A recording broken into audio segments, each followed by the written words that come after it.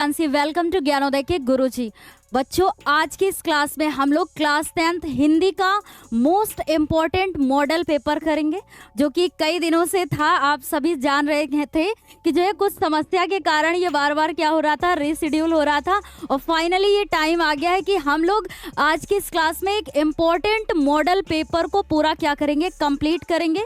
और उसका बच्चों सॉल्यूशन के साथ में करेंगे, मतलब प्रश्न होंगे तो उसका उत्तर भी आपको मिलेगा, जैसा कि आप जानते हैं, क्योंकि इसके पहले भी हम लोगों ने मॉडल पेपर किया है हिंदी का। ठीक है, तो पूरी तरीके से तैयार जो है हो जाइएगा इस मॉडल पेपर को करने के लिए, क्योंकि आपका एग्जाम टाइम बहुत ही नज़दीक आ चुका है बच्चों। और इससे क्या है कि आपके लिए मोस्ट इम्पॉर्टेंट है आज की ये क्लास। ओके, तो चलिए फिर स्टार्ट कर लेते हैं बच्चों।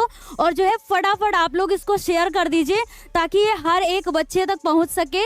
तो हम लोग क्या है कि क्लास को स्टार्ट करने से मात्र 2 मिनट में हम लोग कुछ जानकारी को भी ले लेते हैं, ताकि आपको मतलब आप भी इससे परिचित रहें। ठीक है, कि क्या है कि जैसे क्या है कि जब आपका एग्ज़ाम होगा बच्चों, तो आप जब भी वहाँ मतलब जाएंगे क्लास में, है ना, तो उसमें क्या होगा कि शुरुआत के 15 मिनट आपको पेपर पढ़ने को मिलेगा। कॉपी मिलने से पहले आपको 15 मिनट दिए जाएंगे जब आप प्रश्न पत्र को पढ़ेंगे। ठीक है, उसके बाद क्या होगा कि आपका जो प्रश्न पत्र होगा, बस ध्यान से एक बार 2 मिनट के लिए समझिएगा। ठीक है, तो जो आपका देखिए जो प्रश्न पत्र होगा वो 2 भाग में क्या होगा, विभाजित होगा, मतलब डिवाइड होगा। ठीक है, एक आपका होगा बच्चों खंड आ और दूसरा क्या होगा, खंड बा होगा। ठीक है, तो 2 भाग में ऐसे डिवाइड होगा। अब खंड आ में क्या होंगे, आपके 20 बहुविकल्पी प्रश्न होंगे। खंड आ में क्या होगा बच्चों, बहुविकल्पी प्रश्न होंगे, जो कि आपको OMR सीट पर उनको गोला काला करके फिल करना है। वो तरीका आप जानते हैं बच्चों। ठीक है, उनमें क्या है, ढंग से आपको करना है पेन का यूज करके। और खंड आ में आप जानते हैं कि ये बहुविकल्पी प्रश्न होंगे, और सभी प्रश्न का यानी हर एक प्रश्न का कितना अंक दिया होगा, 1, यानी 20 बहुविकल्पी और 20 नंबर। ओके, और फिर आप जब भी बच्चों OMR सीट पर गोला काला करेंगे तो किसी भी प्रकार का आपको व्हाइटनर या फिर इरेजर वगैरह का यूज बिल्कुल भी नहीं करना है। इसलिए बहुत ही सावधानी से आप एक बार गोला काला करिए और उसको बिल्कुल ध्यान से करिए, ताकि आपसे मिस्टेक ना हो। और क्या है बच्चों कि प्रत्येक प्रश्न के सम्मुख उसके निर्धारित अंक दिए जाएंगे, मतलब जो भी प्रश्न होगा उसके सामने उसके अंक लिखे हुए होंगे। तो ये जानकारी आपके लिए जरूरी भी है बच्चों। ठीक है, ताकि जब आप वहां जाएं तो इन सारी चीजों से आप परिचित रहें, आपको वहां पर पढ़ने की आवश्यकता बिल्कुल भी ना हो। तो चलिए फिर फटाफट स्टार्ट कर लेते हैं अब अपनी क्लास को, और देखते हैं हम लोग अपना पहला प्रश्न। आपको मैंने पहले ही बताया बच्चों कि अब हम लोग स्टार्टिंग में 20 बहुविकल्पी करेंगे। जैसे आपके एग्जाम का पैटर्न होगा पेपर का, है ना, एग्जाम के मतलब जो पेपर होगा उसका जैसे भी पैटर्न होगा सेम वही तरीका होगा। ठीक है, इस क्लास का तो पहला प्रश्न है बच्चों आपके सामने, आपको दिख गया होगा कि हिंदी का प्रथम उपन्यास है। बिल्कुल भी देरी नहीं करेंगे। ठीक है, बिल्कुल देरी नहीं करेंगे, ध्यान से हर एक प्रश्न को देखेंगे, फिर धीरे धीरे करके इसी तरीके से हम लोग पूरा मॉडल पेपर अपना बिल्कुल सेम उसी तरीके से कवर करेंगे। ओके, हिंदी का प्रथम उपन्यास है।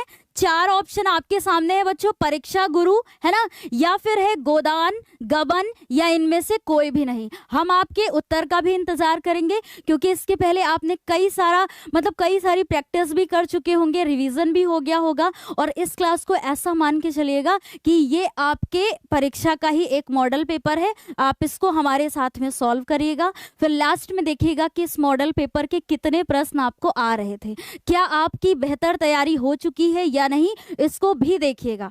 तो 4 ऑप्शन में आपने देखे और पूछा है कि हिंदी का प्रथम उपन्यास है, तो आप जानते हैं कि ये तीनों ही उपन्यास है, परीक्षा गुरु, है ना, गोदान भी है, गबन भी उपन्यास है। तो आपको पता होना चाहिए कि हिंदी का प्रथम उपन्यास पूछा है बच्चों, तो सही जवाब होगा परीक्षा गुरु। ओके, अभी देखिएगा कि एक ही प्रश्न से कितने हम लोग के आंसर तैयार होते हैं। तो आपने देखा बच्चों कि हिंदी का प्रथम उपन्यास क्या है, परीक्षा गुरु है। ओके, आपके माइंड में आ रहा होगा कि मैम ये किसके द्वारा रचित है, तो ये लाला श्रीनिवास दास जी के द्वारा रचित है ये हिंदी का प्रथम उपन्यास। तो एक तो आपका देखिए लाला, देखिए ध्यान से सुनिएगा, ठीक है, लाला श्री निवास दास, है ना, अब ये भी आपको पता होना चाहिए, लाला श्रीनिवास दास। और अगर पूछता है कि कौन से युग के हैं, तो भारतेंदु युग के प्रसिद्ध क्या है, नाटककार। ओके, तो इतना ये आपको क्लियर हो गया। और रही बात ये गोदान गबन की, तो ये किसके उपन्यास है बच्चों, मुंशी प्रेमचंद जी के।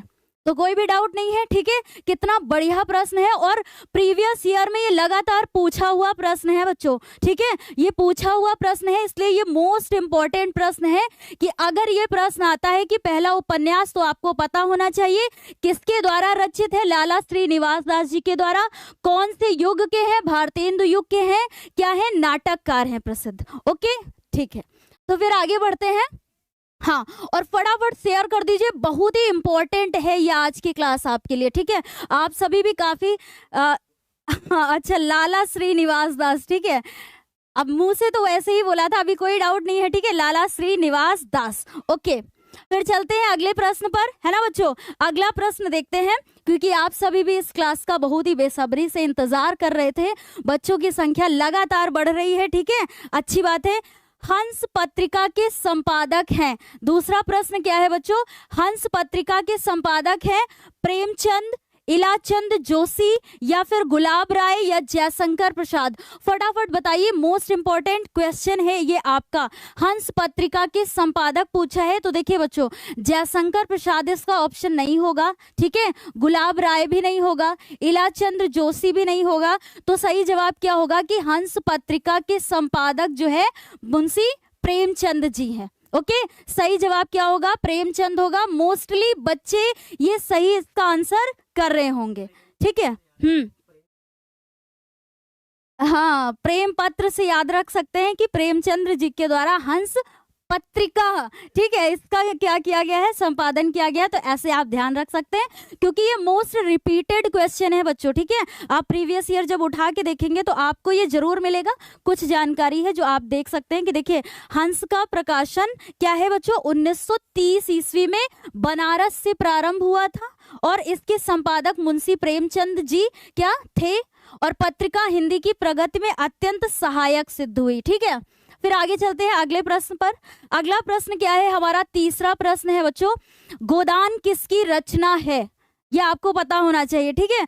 ये बहुत ही ज्यादा इंपॉर्टेंट है ये क्वेश्चन। गोदान किसकी रचना है पूछा है बच्चों, मुंशी प्रेमचंद जी की, जयशंकर प्रसाद, या निराला यानी सूर्यकांत त्रिपाठी निराला जी की है, या फिर हरि कृष्ण प्रेमी की है। बताइए फटाफट क्या होगा इसका सही जवाब, क्या होगा कि गोदान किसकी रचना है। तो सही जवाब बच्चों क्या होगा, देखिए, हरि कृष्ण प्रेमी नहीं होगा, निराला नहीं होगा, जयशंकर प्रसाद नहीं होगा, गोदान किसका है, मुंशी प्रेमचंद जी। इसमें क्या होगा, सही जवाब क्या होगा, मुंशी प्रेमचंद। यानी जो गोदान है बच्चों, ध्यान से सुनिएगा ध्यान से, गोदान प्रेमचंद का क्या है, अंतिम और सबसे महत्वपूर्ण उपन्यास माना जाता है। इन प्रश्नों को आप नोट भी कर सकते हैं बच्चों, ठीक है, क्योंकि बहुत ही ज्यादा क्या है आपके लिए इंपॉर्टेंट है। फिर उसके बाद है बच्चों अगला क्वेश्चन हमारा, देखिए बात हम लोग बिल्कुल भी फालतू की नहीं करेंगे, प्रयास करेंगे कि हम लोग अपनी पढ़ाई पर फोकस करें, क्योंकि जितना समय नजदीक आ रहा है आपके लिए। फिर किस विधा की रचना है, विधा पूछा है, तो जब भी आप एग्जाम में देखेंगे बच्चों विधा, तो इसमें आपको बताना होता है कि कहानी है, आत्मकथा है, उपन्यासकार है ना, उपन्यास होना चाहिए, कार की बात नहीं होगी, ठीक है, वो मिसप्रिंट हुआ है यहाँ पर, या फिर निबंध। तो अगर विधा पूछता है तो इनमें से आपको बताना है। और पूछा है बच्चों कि नीड़ का निर्माण फिर, बहुत ही इंपॉर्टेंट है, मोस्ट इंपॉर्टेंट है ये प्रश्न आपके लिए, ठीक है। नीड़ का निर्माण फिर किस विधा की रचना है, तो आपको पता होना चाहिए बच्चों, कहानी नहीं है, उपन्यास नहीं है, निबंध नहीं है, सही जवाब क्या होगा, आत्मकथा है। और किसके द्वारा लिखी गई है, मोस्टली बच्चों को ये आंसर पता होगा, क्योंकि हम लोगों ने पहली भी क्लास में ये किया है कि नीड़ का निर्माण फिर ये किसकी आत्मकथा है, हरिवंश राय बच्चन जी की। नाम नहीं लिखते हैं, बोल के बता देते हैं, किसकी आत्मकथा है बच्चों, हरिवंश राय बच्चन जी की। तो नीड़ का निर्माण फिर, या क्या भूलूं क्या याद करूं, है ना। तो इस तरीके से ये कुछ बहुत ही इंपॉर्टेंट है, ये ध्यान में रख सकते हैं आप। ओके, तो इसमें क्या है कि आंसर देखिए, नीड़ का निर्माण फिर आत्मकथा विधा है, ये तो क्लियर हो गया आपको। फिर नीड़ का निर्माण फिर हरिवंश राय बच्चन की क्या है, एक प्रसिद्ध कृति है। तो बस इतना आपको ध्यान में रखना है। ओके बच्चों, फिर चलते हैं अपने अगले प्रश्न पर। Very good. हाँ, लग रहा है जोश आपका ये देख करके कि वास्तव में आप जागरूक हो गए हैं अपनी पढ़ाई को लेकर के। बहुत अच्छी बात है बच्चों, ठीक है। अगला प्रश्न है हमारा 5th नंबर है बच्चों कि ध्रुव स्वामिनी नाटक के रचनाकार है। ध्रुव स्वामिनी नाटक के रचनाकार है। अब बताइए फटाफट कि प्रेमचंद, हरिकृष्ण प्रेमी, जयशंकर प्रसाद या राम कुमार वर्मा। सही जवाब इसमें क्या होगा, पूछा है कि ध्रुव स्वामिनी नाटक के रचनाकार पूछा है, ठीक है। तो जब भी ऐसे ये आते हैं बच्चों तो आपको तुरंत ध्यान में रखना है कि ध्रुव स्वामिनी किसका नाटक है, तो किसका है बच्चों, जयशंकर प्रसाद जी का है। 2 क्वेश्चन ऐसे बन सकते हैं कि अगर पूछता है कि ध्रुव स्वामिनी नाटक के रचनाकार पूछता है तो आपको पता होना चाहिए जयशंकर प्रसाद, और कभी कभी ऐसे भी पूछ सकता है कि ध्रुव स्वामिनी जो जयशंकर प्रसाद जी के द्वारा रचित है ये कौन सी विधा है ना। अगर ऐसा क्वेश्चन बन गया कि कौन सी विधा है तो आपको पता होना चाहिए बच्चों कि ये नाटक है। देखिए 2 प्रश्नों के उत्तर बन गए हैं यहाँ से, ठीक है। तो कितना इंपॉर्टेंट है ये आपके लिए। तो अभी यहाँ पर कोई भी डाउट नहीं है, सही जवाब क्या होगा बच्चों, जयशंकर प्रसाद। ओके, फिर चलिए अगले प्रश्न पर चलते हैं हम लोग। अगला प्रश्न क्या है बच्चों कि 6 नंबर है कि रीतिकाल की रचना है। आपको बताना है कि रीतिकाल की रचना है। मैं साइड होके थोड़ा बोलती हूँ ताकि ये पूरा प्रश्न आपको दिखे। तो बोला गया है यहाँ पर बच्चों की रीतिकाल की रचना है रामचरितमानस या फिर प्रिय प्रवास, है ना। 3rd ऑप्शन है प्रेम माधुरी या फिर रामचंद्रिका। सही जवाब क्या होगा इसमें आपको बताना है कि रीतिकाल की रचना है तो इसमें सही जवाब क्या होगा बच्चों। देखिए प्रेम माधुरी नहीं होगा, प्रिय प्रवास या रामचरितमानस नहीं होगा, सही जवाब क्या होगा, रामचंद्रिका। अब आपके माइंड में आ रहा होगा मैम रामचंद्रिका रीतिकाल की रचना है, कैसे पहचानेंगे। तो देखिए किसके द्वारा ये रचित क्या है, महाकाव्य है बच्चों रामचंद्रिका।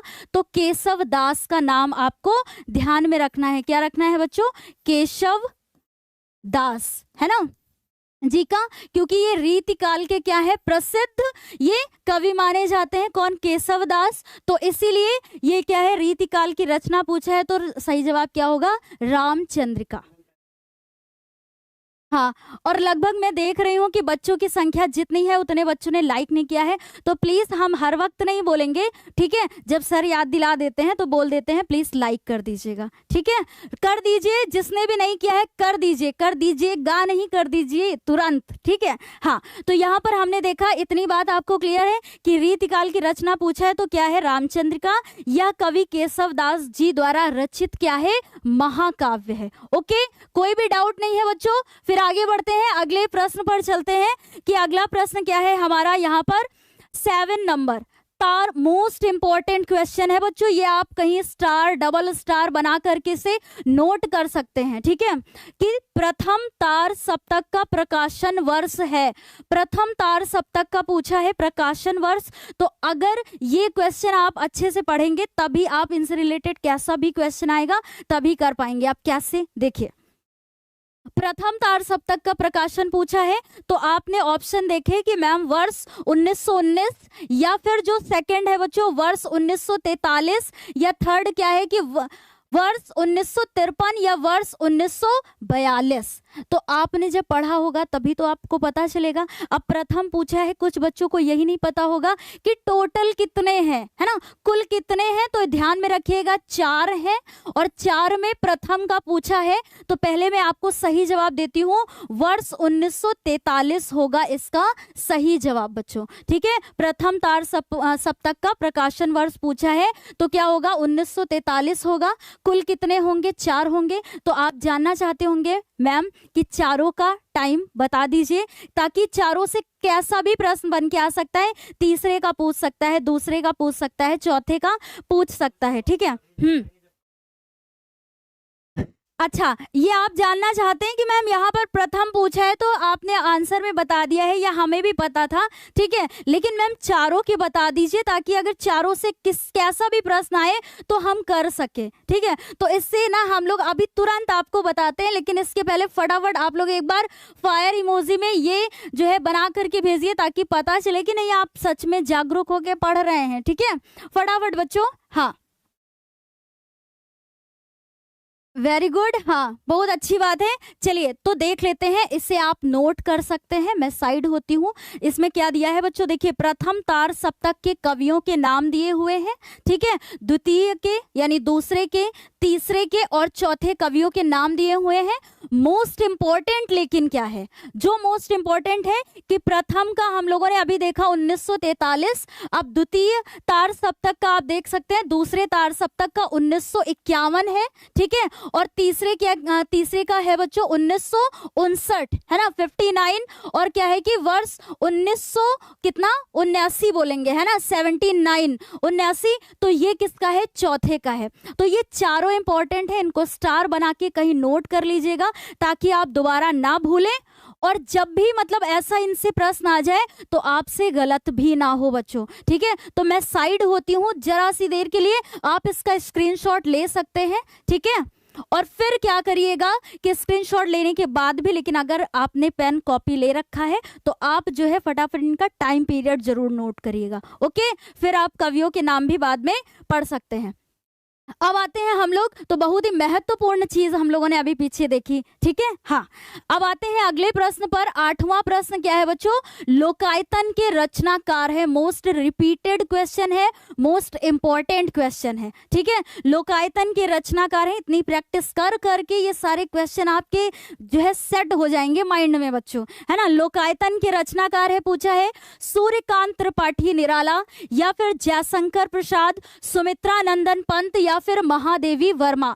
तो सही जवाब क्या होगा बच्चों, लोकायतन के रचनाकार पूछा है तो होगा सुमित्रा नंदन पंत, ये होगा इसका सही जवाब, ओके। मोस्ट इंपॉर्टेंट क्वेश्चन है, प्रीवियस ईयर में पूछा हुआ क्वेश्चन है, जब आप पेपर्स को उठा करके देखेंगे। फिर चलते हैं अगले प्रश्न पर, चलते हैं बच्चों बिना देरी किए हुए। वेरी गुड, ठीक है। अगला प्रश्न है बच्चों हमारा यहाँ पर कि बहुरी अकेला, है ना, मोस्ट इंपॉर्टेंट ये क्या है क्वेश्चन है। बहुरी अकेला के रचनाकार है तो कौन है बच्चों, अशोक वाजपेयी, या फिर केदारनाथ सिंह, गजानन माधव, या फिर Narendra Sharma. Most important question है, क्या पूछा है कि बहुरी अकेला के रचनाकार है, ठीक है। तो आपको सही जवाब बताना है, फटाफट एक बार आंसर कर दीजिए कि आखिर इसका सही जवाब मैम क्या होगा, जितने भी बच्चों को क्लियर है। तो देखिए सही जवाब क्या होगा इसका, अशोक वाजपेयी, ओके। क्या सही जवाब होगा इसका, अशोक वाजपेयी बहुरी अकेला के रचनाकार है, ओके। नोट करिएगा क्योंकि बहुत ही ज्यादा क्या है, महत्वपूर्ण है। फिर हमारा अगला प्रश्न है बच्चों, मोस्ट इंपॉर्टेंट क्वेश्चन ये भी है, रीतिकाल किस समयावधि में माना जाता है। मैंने पहले भी क्या बोला था कि बच्चों इस मॉडल पेपर को ऐसे आप मान के चलिए कि ये आपका फाइनल है, ओके। तो इससे आपको भी आइडिया लगेगा कि नहीं आपने हिंदी में कितना पढ़ा है, आपको कितना तैयार है और आप कितना बेहतर कर सकते हैं, है ना। तो ऐसे आपको आइडिया लगेगा बच्चों। तो हमारा 10वां प्रश्न है, पूछा है कि रीतिकाल किस समयावधि में माना जाता है, उसका टाइम पीरियड बताना है आपको, ठीक है। तो 1600 से 1616 ईस्वी तक, या फिर 1800 से 1818 ईस्वी तक, या फिर थर्ड क्या है बच्चों 1616 से 1632 ईस्वी तक, या लास्ट है 1643 से 1843 ईस्वी तक। तो जैसे अगर ये आपको जैसे एक बार नहीं, दो बार नहीं, तीन बार जब आप क्वेश्चन को देखते हैं फटाफट तो आपके माइंड में एक बार ये सेट हो जाते हैं। तो इसमें क्या होगा कि रीतिकाल के समयावधि में माना जाता है बच्चों, तो यहाँ पर सही जवाब होगा कि 1643 से 1843 तक। आपके माइंड में आ रहा होगा कि मैम इसका और भी मतलब टाइम पीरियड ये हमें बता दीजिए, ठीक है। तो जिससे क्या होगा कि हमारे आगे भी क्वेश्चन अगर इनसे रिलेटेड ऐसे आते हैं तो आपकी हेल्प होगी, ठीक है बच्चों। तो इसमें देखिए पहले सही जवाब क्या है, 1643 से 1843, है ना। अब हम लोग, हाँ, और बच्चों की संख्या, वेरी गुड। देखिए अच्छी बात है कि जब आप लोग भी मन लगाते हैं पढ़ने में तो जो पढ़ाता है आपको उसका भी और अधिक मन लगता है पढ़ाने में, है ना। तो बस ठीक है, अच्छी बात है बच्चों। अब देखिए जो मोस्ट इंपॉर्टेंट चीज हम लोग देखने जा रहे हैं ये आपके लिए है। हाँ, और क्या है बच्चों, देखिए समस्या आप समझ रहे थे कि ये 2 दिन से ऐसा हो रहा था, जो नेटवर्क की प्रॉब्लम हो रही थी, इस वजह से क्लास नहीं हो पा रही थी। और सर क्या कह रहे थे कि मैम रिकॉर्ड कर दीजिए ताकि बच्चों को मिल जाए, लेकिन हमारा ऐसा सोचना था कि नहीं, अगर हम लाइव पढ़ाएंगे तो और भी ज़्यादा अच्छा लगेगा, ठीक है, क्योंकि वो समस्या आपको सर ने वैसे भी बताई कि क्यों नहीं हो पा रही थी 2 दिन से क्लास। अभी देखिए ये इंपॉर्टेंट है बच्चों, स्क्रीनशॉट ले सकते हैं। अभी जो हमें प्रश्न मिला था उसमें हम लोगों ने रीतिकाल का टाइम पीरियड देखा था 1643 से 1843 तक, ठीक है। और बाकी अगर मान लीजिए अभी तो रीतिकाल से मिला है, इसको छोड़ करके तीनों से अगर मिल जाता है ना, तीनों से मिल जाता है तो मोस्ट इंपॉर्टेंट है आपके लिए, नोट कर लीजिए कहीं पर कि कैसा भी प्रश्न बने मैम हम ये कर लेंगे, है ना, आगे से मिस्टेक नहीं होगी, ऐसा सोच के कहीं पर नोट करिएगा, क्योंकि ये इंपॉर्टेंट है आपके लिए, है ना। फिर चलते हैं, बढ़ते हैं हम लोग अपने अगले प्रश्न पर बच्चों, है ना। अगला प्रश्न क्या है हमारा कि देखिए अभी तक मेरी बात ध्यान से सुनिएगा, अभी तक हम लोगों ने 10 प्रश्नों को किया, और ये 10 प्रश्न कैसे थे, आपके गद्य पद्य साहित्य के विकास से संबंधित प्रश्न थे। तो ऐसे ही प्रश्न आपके 10 प्रश्न जो है बच्चों गद्य पद्य साहित्य के विकास से संबंधित आएंगे, वो हम लोगों ने अब देख लिया है। अब हमारा आएगा यहाँ पर व्याकरण पोर्शन, है ना। तो व्याकरण में एक आपका रस से संबंधित आएगा, ये हम साथ साथ में इसलिए बताते चल रहे हैं ताकि बच्चों को कंफ्यूजन ना हो, मैम इससे आएगा कि नहीं आएगा, इससे आएगा कि नहीं आएगा, ठीक है। तो 10 अभी तक हम लोगों ने गद्य पद्य इतिहास से देखे, और अब हमारा जो 11वां प्रश्न है ये रस से संबंधित है। तो क्या पूछा है कि हास्य रस का स्थायी भाव, ये तो सिर्फ आपको 2 रस पढ़ने हैं, एक आपको पढ़ना है हास्य, दूसरा पढ़ना है आपको करुण, ठीक है। तो हास्य रस का क्या होगा स्थायी भाव, हास होगा, ये इसका क्या होगा बच्चों सही जवाब, ओके। तो 2 ही आपको रस पढ़ने हैं। और अगर करुण का आता है तो क्या होगा, करुण का क्या हो जाएगा, शोक हो जाएगा, ठीक है, अगर करुण का पूछता है तो आपके सिलेबस में 2 ही रस है और 2 ही रस आपको पढ़ने हैं, इसी तरीके का क्वेश्चन आ सकता है। फिर चलिए आगे बढ़ते हैं हम लोग, अगला प्रश्न देखते हैं 12वां प्रश्न। अब ये किससे रिलेटेड है, पिछला हमारा रस से रिलेटेड था, अब जो एक प्रश्न आएगा वो अलंकार से संबंधित आएगा, ठीक है। प्रश्न क्या दिया हुआ है कि जहां 2 भिन्न वस्तुओं अथवा व्यक्तियों में समानता का भाव व्यक्त किया जाता है। अब जैसे ही आपने समानता देखा, आपको मैम की पिछली क्लास याद आ गई कि मैम ने 3 ही अलंकार बताए थे कि हमें पढ़ना है, और मैम ने बताया था कि जहां समानता आए वहां उपमा होगा, जहां संभावना आए वहां उत्प्रेक्षा होगा, और जहां उसका रूप ही बता दिया जाए वहां रूपक होगा। ऐसे याद कर सकते हैं आप, ठीक है, तो आप भूलेंगे नहीं। तो आपने तुरंत पढ़ा कि जहां 2 भिन्न वस्तुओं अथवा व्यक्तियों में समानता का भाव व्यक्त किया जाता है वहां भाई कौन सा अलंकार होता है, वहां उपमा अलंकार होता है। बिना डाउट के आप तुरंत आंसर कर सकते हैं, ठीक है बच्चों। तो समानता देख करके, ओके। चलिए सही जवाब क्या होगा, उपमा अलंकार, ताकि रस छंद अलंकार इनसे संबंधित कैसा भी प्रश्न आए आपसे गलत नहीं होना चाहिए बच्चों। फिर अगला है क्वेश्चन हमारा 13 नंबर है, यानी 13वां प्रश्न है बच्चों कि सोरठा छंद के प्रथम व तृतीय चरण में मात्राएं होती हैं। अब यहाँ पर छंद से संबंधित है, रस से देखा, अलंकार से देखा, अब एक प्रश्न आपका आएगा छंद से, और पूछा है बच्चों कि सोरठा छंद के प्रथम व तृतीय चरण में मात्राएं होती हैं। तो प्रथम व तृतीय में पूछा है बच्चों 4 चरण होते हैं, ठीक है, 4 चरण होते हैं। प्रथम व तृतीय में पूछा है तो आपको पता होना चाहिए कि मैम 11-11 मात्राएं होती हैं प्रथम व तृतीय चरण में। कितनी होती हैं बच्चों, 11-11 मात्राएं होती हैं, है ना। सही जवाब क्या होगा, 11-11।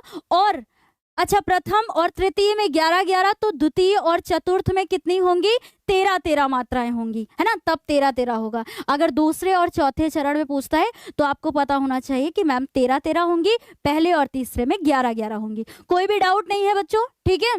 तो मैंने बोला ना कि रस छंद अलंकार इनसे अगर संबंधित आते हैं तो आपको डाउट नहीं होना चाहिए, ओके। हाँ, सोरठा छंद के पहले व तीसरे चरण में 11-11 मात्राएं तथा दूसरे व चौथे चरण में 13-13 मात्राएं होती है, वही अभी हम लोगों ने पढ़ा है। और अगर आपको इनमें डाउट है बच्चों, तो एक हमारी संपूर्ण व्याकरण की क्लास है, उसको आप देख लीजिए, उसके बाद आपका डाउट क्लियर हो जाएगा। हाँ, और इसकी लिंक आपको डिस्क्रिप्शन बॉक्स में नीचे मिल जाएगी। उसके बाद आपको क्लियर हो जाएगा कि मैम हमें क्लास 10th हिंदी व्याकरण में क्या क्या पढ़ना है, वो आपको वहां से पूरा पता चल जाएगा व्याकरण में। ठीक, तो भटकने की आवश्यकता नहीं है, जब आपको वो उपलब्ध है तो उसका थोड़ा सा मतलब लाभ उठाइए, है ना। अब देखिए 14 नंबर प्रश्न है बच्चों, अचेतन शब्द में किस उपसर्ग का प्रयोग किया गया है। सारे टॉपिक से संबंधित आपको प्रश्न मिलेंगे। अब किससे संबंधित है बच्चों, उपसर्ग से संबंधित है ना। तो अचेतन शब्द में किस उपसर्ग का प्रयोग किया गया है, बताइए फटाफट। अ होगा, बड़ा अ होगा, अच्छे होगा या फिर तन होगा। सही जवाब क्या होगा, उपसर्ग आप जानते हैं जो शब्द से पहले लगता है ना। तो इसमें सही जवाब क्या होगा बच्चों, छोटा अ मतलब अ। ओके, ये होगा इसका सही जवाब। तो जब भी देखिए मॉडल पेपर हम लोग करते हैं तो ऐसे ही प्रश्न रखते हैं, सेम जैसे आपके एग्जाम में पूछे जाते हैं। हर एक नंबर प्रश्न का ऐसे ही होता है कि वो कौन से नंबर पर किस टॉपिक से रिलेटेड क्वेश्चन आता है, ऐसे हमारे प्रश्न होते हैं, है ना। तो आपने 14 नंबर पर देखा कि मैम उपसर्ग से संबंधित 14 नंबर प्रश्न पूछा जाएगा। अब 15 नंबर देख लेते हैं, ठीक है। 15 किससे संबंधित होगा भाई। हाँ, अब आपने वाक्य देखा, समझ गया कि हाँ मैम आपने वाक्य का स्वरूप पढ़ाया था, उससे संबंधित एक प्रश्न आएगा। तो 15 नंबर है कि वाक्य किसे कहते हैं, है ना। तो ये आपका सिलेबस में नया जुड़ा हुआ टॉपिक है, उसी से रिलेटेड ये प्रश्न है। क्या है कि वाक्य किसे कहते हैं, सार्थक शब्द समूह को बच्चों, या फिर व्यवस्थित शब्द समूह को, है ना, या दोनों को, या इनमें से कोई नहीं। तो सही जवाब क्या होगा बच्चों कि वाक्य किसे कहते हैं। तो अगर हम कहें कि सार्थक शब्द समूह को, सार्थक मतलब क्या होता है कि जिसका अर्थ निकलता है, जिसका अर्थ नहीं निकलता है उसे निरर्थक बोलते हैं। ओके, तो सार्थक शब्द समूह को यस हाँ वाक्य कहते हैं, है ना। फिर व्यवस्थित शब्द समूह को, यानी व्यवस्थित क्रम में है, सही क्रम में है, अव्यवस्थित नहीं है, तो क्या है कि ये भी वाक्य हो सकता है। तो सही जवाब क्या होगा बच्चों, दोनों, है ना। इसका कितने बच्चे आंसर कर रहे थे सही जवाब, सर एक बार बता दीजिएगा। अब मैंने पूछा है पूरी क्लास में, हाँ, है ना, कि इस क्वेश्चन का आंसर कितने बच्चे ये जो है सी ऑप्शन कर रहे थे, कितने % बच्चे इसका सही जवाब कर रहे थे, 55% कर रहे थे। तो आपको सब पता होना चाहिए कि वाक्य के सार्थक मतलब शब्दों के सार्थक समूह को वाक्य कहते हैं और व्यवस्थित शब्द समूह को भी क्या कहते हैं, वाक्य कहते हैं। ओके, सही जवाब क्या होगा इसमें, दोनों। तो जो हमारा 15 नंबर प्रश्न था ये वाक्य से संबंधित। अब 16 नंबर प्रश्न देखते हैं कि मैम 16 नंबर जो हमारे एग्जाम में प्रश्न आएगा वो हमारा समास से संबंधित होगा, है ना, समास से संबंधित होगा। और पूछा है कि पंचवटी में कौन सा समास है। अब आपने जैसे ही देखा पंचवटी, पांच, पंच मतलब 5, पंच का सीरीज क्या था सर, सीरीज है ना, पंच का सीरीज, ऐसे ऐसे आपने मान लीजिए देखा कि पंचवटी, पंच मतलब 5, आपने संख्या देखी और आपने, लेकिन बच्चों देखिए मेरी बात ध्यान से सुनिएगा, आपने संख्या तो देखी लेकिन आपको ये भी देखना है कि कहीं तीसरा पद प्रधान तो नहीं है। तो इसमें कोई भी तीसरा पद प्रधान नहीं है, तो इसलिए ये कौन सा समास होगा बच्चों, द्विगु समास होगा। ठीक है, हाँ, तो इसलिए क्या होगा, द्विगु समास होगा। मतलब जहां भी हम लोग ऐसे संख्यावाची हमारा क्या होता है, विशेषण होता है, तो वहां पर हम लोग क्या इसे मानते हैं कि हमारा द्विगु समास होगा। लेकिन जैसे जब हम लोगों ने समास को पढ़ा था बच्चों, तो इसमें ये चीज अपने अंदर से डाउट बिल्कुल निकाल दीजिएगा कि संख्यावाची होता है, लेकिन अगर तीसरा पद प्रधान नहीं होता है तो फिर हमारा द्विगु समास होता है, और अगर तीसरा पद प्रधान होता है तो हमारा बहुव्रीहि समास होता है। जैसे मैंने कहा एक दंत, एक दंत संख्या आया है, लेकिन एक दंत, एक दंत, दो ये पद हो गए, और उसके बाद तीसरा क्या निकल आया कि अर्थात किसकी बात हो रही है, गणेश जी की, तो फिर बहुव्रीहि होगा। ठीक, चलिए, तो आगे आपको कोई भी डाउट नहीं होगा। सही जवाब इसमें क्या होगा, द्विगु समास होगा। 68% बच्चों ने सही जवाब दिया है, वेरी गुड। ठीक है, फिर आगे बढ़ते हैं बच्चों, है ना। आगे है हमारा 17 नंबर प्रश्न है कि गेहूं का तत्सम रूप होगा। अब एक तत्सम से संबंधित आपके एग्जाम में प्रश्न आपको देखने को मिलेगा बच्चों, ठीक है। गेहूं का तत्सम रूप है तो आपको बताना है गोधूम, गेहूं या गोकुल या गोधन। बहुत अच्छा प्रश्न है ना, और आया हुआ भी प्रश्न है, तो सही जवाब करिएगा, किसी से मिस्टेक नहीं होनी चाहिए। 17 नंबर प्रश्न है, गेहूं का तत्सम रूप पूछा है बच्चों। सही जवाब क्या होगा? गेहूं होगा क्या? नहीं मैम, गेहूं नहीं होगा, गोकुल भी नहीं होगा, गोधन भी नहीं होगा। गोधन तो गोबर को बोलते हैं ना ऐसे। तो आपको गेहूं को क्या लिखना है? गोधूम बच्चों, ठीक है। सही जवाब इसका क्या होगा? गोधूम होगा। और इसका कितने % सही जवाब कर रहे हैं बच्चे? हाँ, 17 नंबर प्रश्न, हाँ 38, वेरी गुड, ठीक है, अच्छी बात है बच्चों। फिर अगले उस पर आते हैं हम लोग, है ना। अगला प्रश्न देखते हैं कि 18 नंबर प्रश्न आप किससे संबंधित आएगा भाई? 18 नंबर, तो 18 नंबर आएगा बच्चों अब वाच्य से संबंधित आएगा, ठीक है। तो लड़का चित्र बनाता है, वाक्य किस वाच्य से संबंधित है? तो आपको वाच्य बताना है, ठीक है। आकृतवाच्य है, कृतवाच्य है, भाववाच्य है या कर्मवाच्य है? तो सही जवाब क्या होगा बच्चों? कि लड़का चित्र बनाता है। किसकी प्रधानता हो रही है? लड़के की प्रधानता। और लड़का क्या है? कर्ता। तो जिसमें कर्ता की प्रधानता होती है वो क्या होता है? कृतवाच्य होता है, ठीक है। तो सही जवाब क्या होगा? कृतवाच्य होगा। अच्छा, आपके माइंड में आ रहा होगा कि मैम अगर इसी को हम लोग कर्मवाच्य में बनाएं तो कैसे सेंटेंस लिखा हुआ मिलेगा हमें? तो ऐसे मिलेगा, लड़के के द्वारा चित्र बनाया जाता है। तो अगर हमने ऐसे बोला तो आप बोलेंगे कि मैम हाँ कर्मवाच्य है, क्योंकि कर्म को प्रधानता दी जा रही है। अब आपके माइंड में आएगा फिर मैम भाववाच्य कैसे होगा? तो अगर हमने कहा कि लड़के से चित्र नहीं बनाया जा रहा है ना, तो यहाँ पर भाव को प्रधानता दे दी गई तो भाववाच्य होगा बच्चों। तो 3 ही आपको पढ़ने हैं, कृतवाच्य, कर्मवाच्य और भाववाच्य, ठीक है। अब कोई डाउट नहीं है, सही जवाब क्या होगा? कृतवाच्य, यानी कर्ता प्रधान है, ठीक है। तो इसलिए क्या होगा? कृतवाच्य। तो एक वाच्य से देख लिया है। हाँ, कल सुबह 6 बजे ना सर। देखिए बच्चों, कल सुबह 6 बजे साइंस के चैप्टर की, आई थिंक कौन से चैप्टर है सर? पहला चैप्टर है जिसकी क्लास होगी कल सुबह 6 बजे। 1 शॉर्ट रिवीजन होगा आपका, ओके। तो कल सुबह 6 बजे तैयार रहिएगा आज की क्लास के इस बाद में, ओके बच्चों। तो देखिए अब आगे आपसे डाउट नहीं होगा, ठीक है। फिर आगे बढ़ते हैं, अब देखते हैं हम लोग जो हमारा 19वां प्रश्न होगा वो किस टॉपिक से संबंधित होगा, ठीक है। हाँ, ये हमारा संस्कृत व्याकरण से होगा बच्चों। अभी तक हम लोग हिंदी व्याकरण के देख रहे थे, 11 से लेकर के कितना 18 तक हिंदी व्याकरण का देखा था।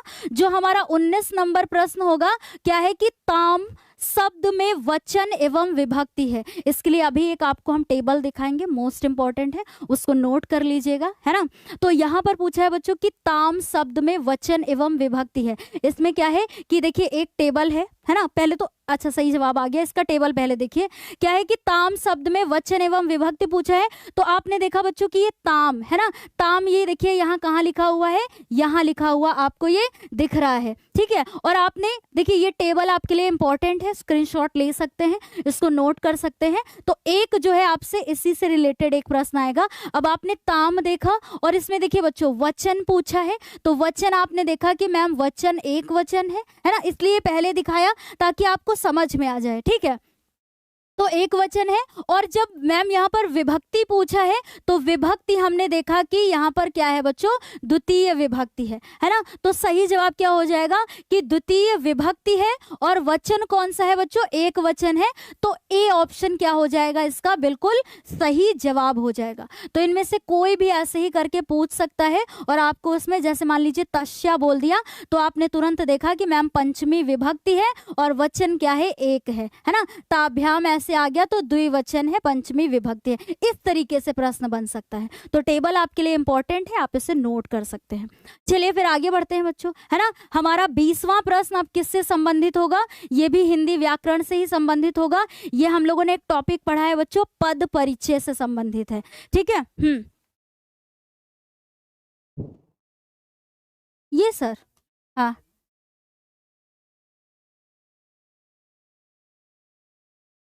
इसमें से कीप कर बड़ी समस्या, हाँ कीप करेंगे, दिखाना चाह रहे थे क्या टेबल सर बच्चों को?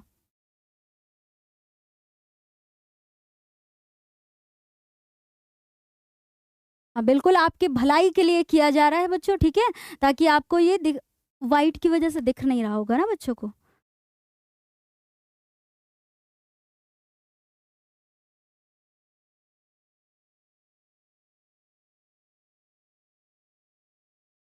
अब इसका स्क्रीनशॉट ले सकते हैं आप सभी, है ना, ले सकते हैं, बहुत ही इंपॉर्टेंट है बच्चों ये आपके लिए। तो आई होप कि आप सभी ने ले लिया होगा। ठीक है, चलिए फिर हमारा जो देखिए 20वां प्रश्न है वो क्या है बच्चों कि अविकारी शब्द होता है, ये आपका पद परिचय से संबंधित है। मोस्ट इंपॉर्टेंट है ये क्वेश्चन आपके लिए कि अविकारी शब्द होता है, ऐसा प्रश्न बन के आ सकता है कि सर्वनाम है, अवयव है ना, अव्यय है, या फिर संज्ञा है, या फिर क्या है बच्चों विशेषण है। तो सही जवाब इसमें क्या होगा कि अविकारी शब्द पूछा है, तो देखिए जो सही जवाब होगा वो क्या होगा बच्चों, अव्यय, है ना। तो अव्यय क्यों होगा, क्योंकि देखिए जब हम लोगों ने पद परिचय पढ़ा था क्लास में तो ये आपको बताया था कि बच्चों विकारी शब्द के अंतर्गत संज्ञा, सर्वनाम, विशेषण और क्रिया ये चार आते हैं। तो अगर सर्वनाम, संज्ञा, विशेषण ये विकारी शब्द के अंतर्गत आते हैं, अव्यय जो है ये हमारा अविकारी शब्द के अंतर्गत आता है, जैसे संबंध बोधक अव्यय, समुच्चय बोधक अव्यय, विस्मयादि बोधक अव्यय, तो ये सभी अविकारी के अंतर्गत आते हैं। ओके, बिल्कुल भी समस्या नहीं है। तो अभी तक हम लोगों ने 20 बहुविकल्पी प्रश्नों को कर लिया है बच्चों, तो खंड अ कंप्लीट कर लिया है, और कैसे कैसे टॉपिक से रिलेटेड क्वेश्चन आते हैं वैसा ही सीक्वेंस हम लोगों ने देखा है। हाँ किसमें, हाँ संस्कृत व्याकरण में बच्चों देखिए इसमें यही आपका आएगा, सर्वनाम से संबंधित होगा, ठीक है। तो इसमें हम प्रयास करेंगे कि आपको बिल्कुल छोटा सा टॉपिक है, यही टेबल है जो आपको हमारे द्वारा दे दी जाएंगी और आप वो तैयार कर लेंगे। जो हमने नहीं पढ़ाया है तो आप समझ सकते हैं कि मैम ये इसमें पेपर में नहीं आएगा। तो जैसे व्याकरण से संबंधित आपको कोई, मेरी बात ध्यान से सुनिएगा, व्याकरण से संबंधित कोई भी डाउट है कि मैम हिंदी व्याकरण में क्या क्या आएगा, तो मैंने पहले भी आपको सजेस्ट किया बच्चों कि हमारी हिंदी संपूर्ण हिंदी व्याकरण की क्लास है, उसमें आप देख सकते हैं कि हिंदी में व्याकरण में कौन कौन से टॉपिक आएंगे। अगर मैंने संधि विच्छेद नहीं पढ़ाया है तो आप समझ लीजिए कि आपके सिलेबस में संधि विच्छेद नहीं है। ओके, तो कौन कौन से हैं वहां से आप जो है देख सकते हैं, ठीक है। तो अभी हम लोगों ने देखिए बच्चों 20 बहुविकल्पी प्रश्नों को कर लिया है, ठीक है, बहुविकल्पी प्रश्नों को कर लिया है। अब हम लोग आते हैं अपने जो है डिस्क्रिप्टिव क्वेश्चन में। तो जो हमारा यहाँ पर होगा कि प्रश्न नंबर 1 होगा खंड बा में, है ना। अभी तक हम लोग बच्चों खंड आ कर रहे थे, उसमें 20 बहुविकल्पी प्रश्नों को देखा। अब खंड बा में जब हम लोग आएंगे तो आपको एग्जाम में ऐसे ही एक गद्यांश आएगा। अब देखिए जिन बच्चों को डर लगता है कि मैम जैसे गद्यांश आएगा तो हम कैसे पहचानेंगे किस चैप्टर का है, अगर आपने थोड़ा भी फोकस किया है हर एक चैप्टर में तो आप जो है कुछ लाइन्स को ही पढ़ के जो है तुरंत समझ जाएंगे कि जैसे मान लीजिए आपने पढ़ा कि रोहतास दुर्ग के प्रकोष्ठ में बैठी हुई युवती ममता, अब तुरंत आया, यहीं से आपने पकड़ लिया कि हाँ मैम ये ममता चैप्टर है हमारे गद्य में और ये किसके द्वारा लिखा गया है, जयशंकर प्रसाद जी के द्वारा लिखा गया है ना। तो जैसे ही आपने गद्यांश देखा तो आपने तुरंत इसको पहचान लिया। तो संदर्भ वाला प्रश्न तो आपका तुरंत बन गया यहाँ से, है ना। और ये जो गद्यांश है देखिए जो अभी हम बोल रहे हैं बस उसको पहले ध्यान से सुनिएगा, ये आपका मोस्ट इंपॉर्टेंट गद्यांश भी है क्योंकि 2010 में, 12 में, 14 में और यहाँ तक कि 2022 में पूछा हुआ ये गद्यांश है। अब आपका ये संदर्भ यहाँ से ये वाला प्रश्न तुरंत बन गया कि मैम जो है ये ममता चैप्टर है हमारे गद्य में, जयशंकर प्रसाद जी के द्वारा लिखा गया है, तो एक प्रश्न का उत्तर आपने तुरंत पहचान लिया।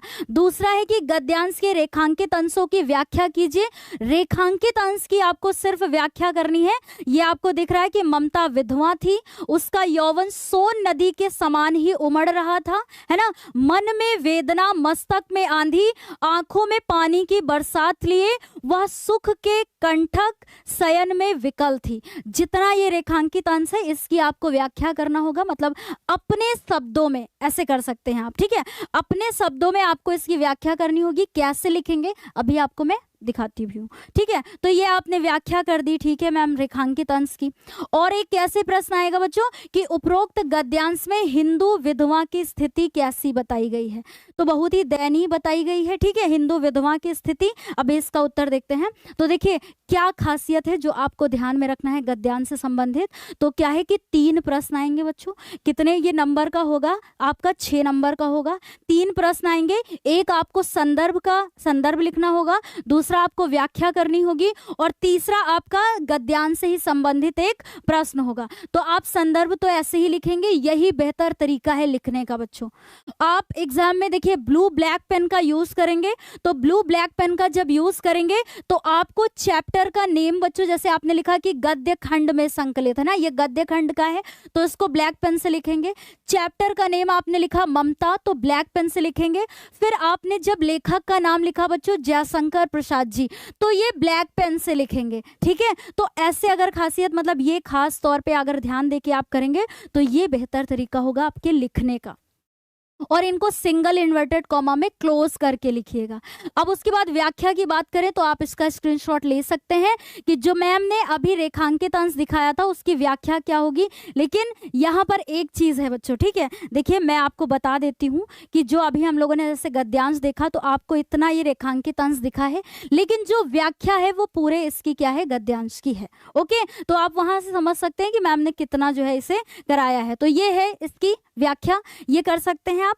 तीसरा प्रश्न पूछा गया था कि उपरोक्त गद्यांश में हिंदू विधवा की स्थिति कैसी बताई गई है ना। तो इसमें देखिए उपरोक्त गद्यांश में हिंदू विधवा की स्थिति को दयनीय बताया गया है, और क्या बताया गया बच्चों, तुच्छ और उस प्राणी के समान बताया गया है। किसके, कि जिसे कोई आश्रय नहीं देना चाहता है, मतलब दयनीय, तुच्छ और उस प्राणी के समान बताया गया है कि जिसे कोई भी आश्रय नहीं देना चाहता है, वह तरह तरह के दुख सहने के लिए विवश होती है। तो अगर ऐसा क्वेश्चन आता है तो आप जो है ऐसे ही इसका आंसर करेंगे बच्चों, ठीक है, इंपॉर्टेंट है ये आपके लिए। अब आते हैं हम लोग अपने अगले प्रश्न पर, जो आपका प्रश्न नंबर 2 होगा। इसमें क्या है कि दिए गए पद्यांश पर आधारित 3 प्रश्नों के उत्तर दीजिए। तो गद्यांश में भी आपके 3 प्रश्न आएंगे। कैसे आएंगे मैंने आपको बताया, पद्यांश में भी आपके 3 ही प्रश्न आएंगे बच्चों, 3 से 4 नहीं आएगा, ये आप ध्यान रख सकते हैं, ठीक है। 3 ही प्रश्न आएंगे। तो एक में आपको संदर्भ करना होगा, एक में आपको व्याख्या करनी होगी, और तीसरे में पूछ लिया कि अलंकार बता दीजिए, या पद्यांश से संबंधित कैसा भी प्रश्न आ सकता है, ठीक है। तो देखिए आपने जैसे ही इसको पढ़ा, देखिए बच्चों सुनिएगा, हे चिर महान या स्वर्ण रश्मि छू श्वेत भाल बरसा जाती रंगीन हास, है ना, ये हिमालय से शीर्षक है जो महादेवी वर्मा जी के द्वारा लिखा गया है ना। तो आपने तुरंत पहचाना कि महादेवी वर्मा जी के द्वारा लिखा गया है, हिमालय से शीर्षक है ना, उसी की ये क्या है, ये मतलब ये वहीं से लिया गया है ये पद्यांश, ठीक है। तो देखिए इसको मैं अपने शब्दों में आपको एक्सप्लेन करके बता देती हूँ कि कितना इजी है बच्चों, ठीक है। बस आपका भ्रम होता है जब बच्चे डरते हैं। देखिए हे चिर महान, हे शब्द किसके लिए आया है, पर्वतराज हिमालय के लिए, और चिर का अर्थ होता है बच्चों सदैव, है ना, क्या लिखेंगे, सदैव या हमेशा। तो ऐसे ध्यान में रखिएगा, जो कठिन शब्द है एक बार सुनिएगा, मान लीजिए आपका एक पद्यांश तैयार, और ये इंपॉर्टेंट भी है। तो चिर का अर्थ होता है हमेशा या सदैव, ध्यान रख सकते हैं। हे यहाँ आया है पर्वतराज हिमालय के लिए, महान, तो यहाँ पर प्रस्तुत पद्यांश में जब भी आप शुरुआत करेंगे ऐसे लिखेंगे, प्रस्तुत पद्यांश में कवियत्री महादेवी वर्मा जी हिमालय पर्वत की विशेषताओं का वर्णन करते हुए कहती हैं कि, है ना, क्या कहती हैं कि हे यानी हे पर्वतराज हिमालय, तुम तो चिर, चिर मतलब हमेशा से, सदैव से महान रहे हो, है ना, तुम्हारी महानता जो है वो सदियों से एक समान बनी हुई है, पहली लाइन में कह रही। फिर क्या है कि यह स्वर्ण रश्मि छू श्वेत भाल, और यह स्वर्ण रश्मि मतलब होता है बच्चों सूर्य की सुनहरी किरणें, है ना, छू मतलब छूकर, श्वेत मतलब सफेद यानी बर्फ से ढके हुए, भाल मतलब मस्तक। तो क्या है कि महादेवी वर्मा जी कहती हैं कि यह सूर्य की सुनहरी किरणें जब तुम्हारे बर्फ से ढके हुए मस्तक को छूती हैं, है ना, या छू करके क्या करती हैं कि बरसा जाती रंगीन हास, रंगीन मतलब खुशी से भरी हुई, हास मतलब हंसी, बरसा जाती मतलब बिखेर जाती हैं। तो जब सूर्य की सुनहरी किरणें तुम्हारे बर्फ से ढके हुए मस्तक पर पड़ती हैं या मस्तक पर पड़ती हैं, तो ऐसा प्रतीत होता है कि वो हमारे चारों ओर रंगीन खुशियां बिखरा गई हैं, है ना। सेली बनता है इंद्रधनुष। देखिए बच्चों, सेली का अर्थ होता है पगड़ी। क्या होता है? पगड़ी। कभी कभी ऐसे भी प्रश्न आ जाता है कि पद्यांश में बताइए सेली का अर्थ क्या होगा, तो आपको पता होना चाहिए कि मैम सेली का अर्थ पगड़ी होगा। ठीक है, तो सेली बनता है इंद्रधनुष, यानी जब सूर्य की सुनहरी किरणें आपके बर्फ से ढके हुए मस्तक पर पड़ती हैं तो ऐसा प्रतीत होता है कि मानो पर्वतराज हिमालय ने इंद्रधनुषी पगड़ी को धारण कर लिया है ना, ऐसे आपको करना है। फिर परिमल मलमल जाता बतास। बतास का अर्थ होता है बच्चों ठंडी हवा, है ना। मलमल मतलब अंग, अंग को, परिमल मतलब सुगंधित कर जाती हैं। तो इससे क्या एहसास होता है कि ये हमारे शरीर को क्या कर जाती है, अंग अंग को, यानी ठंडी हवाएं हमारे अंग अंग को सुगंधित कर जाती हैं। पर रागहीन तो हिम निधान। लेकिन महादेवी वर्मा जी कहती हैं पर रागहीन तो हिम निधान। हिम निधान किसके लिए आया है? पर्वतराज हिमालय के लिए आया है। तो वो कहती हैं कि हे पर्वतराज हिमालय, तुम लेकिन क्या हो? रागहीन हो। रागहीन मतलब होता है मैम वैरागी, है ना। रागहीन मतलब क्या होता है? वैरागी। ये कभी कभी ऐसे शब्दों के अर्थ पूछ लेता है। ठीक है बच्चों, वैरागी। तो आपको बताना है कि वैरागी, अब वैरागी का मतलब होता है जिसके ऊपर खुशी या दुख का कोई प्रभाव ही नहीं पड़ता है। मतलब वो एकदम क्या होता है, उदासीन बोले तो, है ना, ऐसे आप समझ सकते हैं। मतलब जिसके ऊपर खुशी या दुख का कोई प्रभाव नहीं पड़ता है वो वैरागी कहलाता है। तो महादेवी वर्मा जी कहती हैं क्या, हे पर्वतराज हिमालय, लेकिन तुम तो एकदम रागहीन हो, मतलब जिसके ऊपर इन सभी चीजों का कोई प्रभाव नहीं पड़ता है। तो आपने संदर्भ मतलब आप कैसे लिखेंगे? देखिए बच्चों, सेम यही तरीका होगा कि आपको शीर्षक लिखना है और इसमें रचयिता का नाम लिखना है। अब व्याख्या में देखना है आपको। देखिए व्याख्या तो अभी मैंने आपको अर्थ जो है उसका बता ही दिया है। ठीक है, तो आप इसका स्क्रीनशॉट ले सकते हैं। आपको सही ढंग है ये लिखने का बताया गया है। ओके, हाँ। फिर आगे हम लोग देखते हैं कि जो तीसरा प्रश्न है, यहाँ स्वर्ण रूपी सूर्य की किरणों की बात की गई है, जिस कारण क्या है, यहाँ पर रूपक अलंकार है। तो जब अभी हम लोगों ने पद्यांश में देखा तो यहाँ पर जो है स्वर्ण यानी सुनहरी किरणों मतलब सुनहरी किरणें का रूप बताया गया है, यानी सूर्य की किरणों को स्वर्ण के समान बिल्कुल नहीं, उसी का रूप बताया गया है, इसलिए यहाँ पर क्या है बच्चों, रूपक अलंकार है। ठीक है, तो पद्यांश से भी संबंधित आपको कोई भी डाउट नहीं है बच्चों। ठीक है, हाँ। इससे क्या होगा कि एक पद्यांश आपके लिए तैयार हो गया है एग्जाम के लिए। आप समझ सकते हैं कि मैम जो पहला क्वेश्चन आएगा वो गद्यांश से संबंधित आएगा, 3 प्रश्न आएंगे उसमें। ठीक है, फिर हम लोगों ने देखा पद्यांश से संबंधित 3 प्रश्न आएंगे, कैसे कैसे प्रश्न आएंगे उनको भी देखा। अब जो हमारा प्रश्न नंबर 3 है बच्चों, मोस्ट इंपॉर्टेंट है, एक बार समझने का हमारे साथ में प्रयास करिएगा। फिर आप देखिएगा कि ये जो अनिवार्य संस्कृत भी आती है ना, ये भी कितनी आसान होती है ना। जब ये गद्यांश आएगा तो इसे कितना अच्छे से हम लोग कर सकते हैं। तो इसमें क्या करना होता है बच्चों, मेरी बात ध्यान से सुनिएगा कि इसमें व्याख्या नहीं करनी होती है, सिर्फ आपको अनुवाद करना होता है। मतलब जो शब्द लिखा होता है उसकी आपको हिंदी लिख देनी होती है बस। ठीक है, ये 5 नंबर का आता है आपके एग्जाम में, पूछा जाता है और ये इम्पोर्टेंट भी है। क्या है बच्चों? हाँ, इंपॉर्टेंट है क्योंकि आपने देखा मैम कि ये देखिए प्रीवियस ईयर में पूछा हुआ है, 2020, 17, 15, 13, 17 में, है ना, ये पूछा हुआ है, 2 बार हो गया 17। हाँ, चलिए एक बार देख लेते हैं इसका अर्थ, मेरे साथ में देखिएगा। ऐसे देखिए, नागरिका, नागरिका मतलब होता है यहाँ पर शहरी व्यक्ति, सुनिएगा ध्यान से। ठीक है, नागरिका मतलब शहरी व्यक्ति। बहुकालम मतलब बहुत समय, बहु मतलब बहुत, कालम मतलब समय, है ना, बहुत समय। यावत मतलब तक, सुनिएगा ध्यान से हमारे शब्दों को। ठीक है, नागरिका यानी शहरी व्यक्ति, बहुकालम मतलब बहुत समय, यावत मतलब तक, अचिंत्यत मतलब विचार करता रहा। तो शहरी व्यक्ति बहुत समय तक विचार करता रहा, कितना आसान है। फिर क्या है कि परम, परम मतलब लेकिन, पहेलिकाय मतलब पहेली का, उत्तरम मतलब उत्तर, दांतुम मतलब देने में, समर्था मतलब समर्थ, ना मतलब नहीं, अभवत मतलब हुआ, लेकिन उत्तर देने में क्या नहीं हुआ, समर्थ नहीं हुआ, है ना। ऐसे आप समझ सकते हैं कि परम लेकिन पहेली का उत्तर देने में समर्थ नहीं हुआ, है ना। फिर आगे क्या है कि अतः मतलब अतः, ग्रामीणम मतलब ग्रामीण, जो ग्रामीण यानी जो गांव का निवासी, है ना, ग्रामीण। अवदत्त मतलब बोला। फिर क्या हुआ कि जो ग्रामीण था वो बोला। अहम मतलब मैं, अस्या मतलब इसका, अहम मतलब मैं, अस्या मत ग्रामीण से बोला होगा। पहले देखिए ऐसे समझ रहे हैं ना, नागरिक बहुत समय तक विचार करता रहा, फिर जो है वो पहेली का उत्तर देने में समर्थ नहीं हुआ, अतः ग्रामीणम मतलब अतः ग्रामीण से, है ना। अवदत मतलब बोला, अब क्या बोला, कौन, नागरिक बोलता है, ठीक है। क्या बोला उसने कि अहम मतलब मैं, अस्या मतलब इस, पहेलिकाया मतलब पहेली का, उत्तरम मतलब उत्तर, ना मतलब नहीं, जनाति मतलब जानता हूँ, मतलब मैं इस पहेली का उत्तर नहीं जानता हूँ, इदम मतलब यह, ठीक है। श्रुत्वा मतलब सुनकर, ग्रामीण मतलब ग्रामीण, अकथयत मतलब बोला। अब यह सुनकर जो ग्रामीण था वो बोला, अब क्या बोला बच्चों कि यदि, है ना, यदि भवान, भवान का मतलब क्या होता है, आप, ठीक है, भवान का मतलब क्या होता है, आप, उत्तरम मतलब उत्तर, ना मतलब नहीं, जनाति मतलब जानते हैं, ठीक है। इसको मैं इरेज कर दूं, हाँ, जनाति मतलब जानते हैं। और इसका नोट्स अगर लेना चाहते हैं तो मैंने अनिवार्य संस्कृत के चैप्टर उसमें भी पढ़ाए हैं ऐप पर, तो वहां से आपको इसका नोट्स भी मिल सकता है, ठीक है बच्चों। ना मतलब नहीं, जनाति मतलब जानते हैं, तो ददातु मतलब होता है दे दो, 10 रुपए काड़ी, है ना। तो जो है वो क्या बोला कि यदि आप उत्तर नहीं जानते हैं तो ददातु मतलब दे दो, 10 रुपए काड़ी, तो मतलब मुझे जो है 10 रुपए दे दो।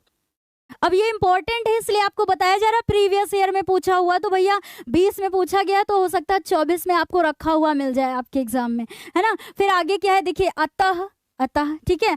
मलान मुखेन, मलान मतलब उदास, मुखेन मतलब मुख से, है ना। अतः उदास मुख से, नागरिकेण मतलब नागरिक, समयानुसारम मतलब शर्त के अनुसार, 10 रुपए काणी मतलब 10 रुपए, दातानी मतलब दे दिए। अब देखिए क्या कोई भी कठिनाई लगी आपको, अगर हमारे साथ देखिए, अगर आपको ये ऐसे लग रहा होगा तो बाद में भी आप क्या कर सकते हैं कि इसको एक बार देख करके, जैसे आपको मैम ने बताया है कि एक एक शब्द का हिंदी अर्थ बताया है, आप प्रैक्टिस कर सकते हैं बच्चों, ठीक है, प्रैक्टिस कर सकते हैं। और आपको देखिए संदर्भ करना होगा, तो संदर्भ आपने देखा कि प्रस्तुत गद्यांश हमारी पाठ्य पुस्तक के संस्कृत खंड में संकलित प्रबुद्धो ग्रामीणा नामक जो है पाठ से लिया गया है, और ये आपके अनिवार्य संस्कृत में बच्चों 4था चैप्टर है, ठीक है। प्रबुद्धो ग्रामीणा चैप्टर से लिया गया है, और इसका हिंदी अर्थ वही होगा सेम, जो अभी एक एक शब्द का अर्थ मैंने आपको बताया वही ये आपको लिखा हुआ यहाँ मिल जाएगा, आप स्क्रीनशॉट ले सकते हैं। लेकिन इसका हिंदी अर्थ अभी हम लोगों ने साथ में देखा था एक एक करके, ओके। तो बाद में और भी आप इसकी प्रैक्टिस कर सकते हैं, ओके। चलिए फिर आगे बढ़ते हैं बच्चों। अब देख लेते हैं कि मैम जो है यहाँ पर 4था क्वेश्चन आया है। पहला हमारा हिंदी गद्यांश का था, दूसरा हमारा हिंदी पद्यांश का था, तीसरा हमारा अनिवार्य संस्कृत का गद्यांश था। अब ये जो मैम 4था प्रश्न है ये हमारे अनिवार्य संस्कृत का पद्यांश से संबंधित प्रश्न है। सेम यही तरीका आपके एग्जाम का पैटर्न होगा, ठीक है। अब यहाँ पर पद्यांश है, ये भी बच्चों 5 नंबर का आता है आपके एग्जाम में, है ना, 5 नंबर का आएगा। और आपने देखा कि मैम ये तो वेरी इंपॉर्टेंट क्वेश्चन है, यानी कि 2020 में 18, 15, 13, 11, 9, 6 में लगातार पूछा गया है। चलिए फिर इसका फिर एक बार अर्थ देख लेते हैं कि आखिर क्या है, ठीक है। बहुत ही फेमस, बहुत प्रसिद्ध, बहुत जानकार ये है श्लोक जो दिया गया है ना पद्यांश में। क्या है, नीर, एक एक शब्द का पहले अर्थ सुनिएगा, ठीक है।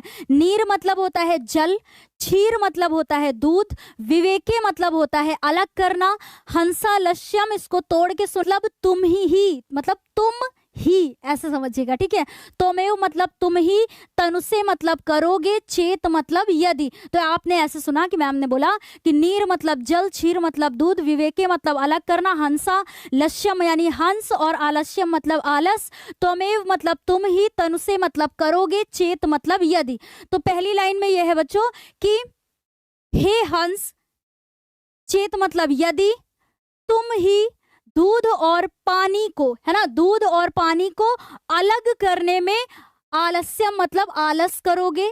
तो अब पहली लाइन का आपको समझ में आया कि हे हंस, यदि तुम ही दूध और पानी को अलग करने में आलस करोगे तो विश्व अस्मिन अधुनान्या कुल व्रतम पालिष्यति का, है ना। तो यहाँ पर है कि इसको भी तोड़ के सुनिएगा एक बार ध्यान से। विश्व मतलब संसार में, अस्मिन मतलब इस, अधुना मतलब आज या अब, और अन्य मतलब कोई और।